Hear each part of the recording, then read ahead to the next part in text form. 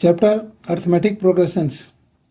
Question है in the following APs find the missing term in the box. इसमें first term 5 है, second term missing है, third term missing है और fourth term 9/2 है। Solution तो ये फर्स्ट टर्म a1 = 5 हमें गिवन है और फोर्थ टर्म a4 की वैल्यू 9/1/2 गिवन है। अब हम we know that nth term का फॉर्मूला होता है a + n-1 × d।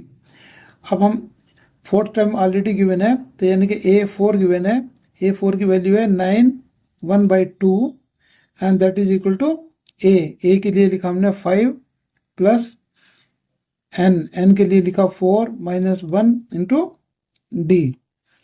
तो ये आया हमारा यहाँ से 4 - 1 3d, तो 5 + 3d इज इक्वल टू 9 1/2, तो ये होगा 9 × 2 = 18 और 1 19/2। अब 3d = 19/2 - 5 and that is LCM ले लेंगे 2 और ये हो गया 19 - 10 यानी कि 9/2। ये 3d की वैल्यू आ गई, तो d की वैल्यू आ गई 3 से डिवाइड कर देंगे तो यहाँ से 3 कैंसिल हो गया और यहाँ 3 आया तो 3/2। ये हमारी d की वैल्यू आ गई, d की वैल्यू 3/2 है। नाउ a2 = होता है a + d।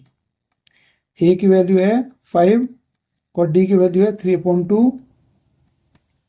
एलसीएम लिया, एलसीएम 2 आ गया तो ये आ गया 10 + 3 =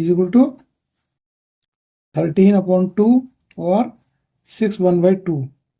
ये हमारी a2 की वैल्यू आ गई, a2 की वैल्यू आ गई। अब हम a3 की वैल्यू निकालते हैं।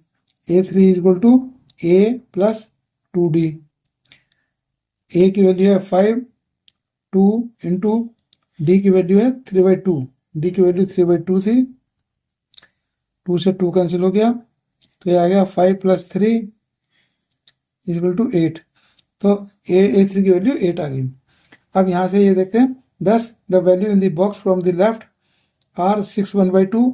ये 6 1/2 है a2 की वैल्यू और a3 की वैल्यू है 8।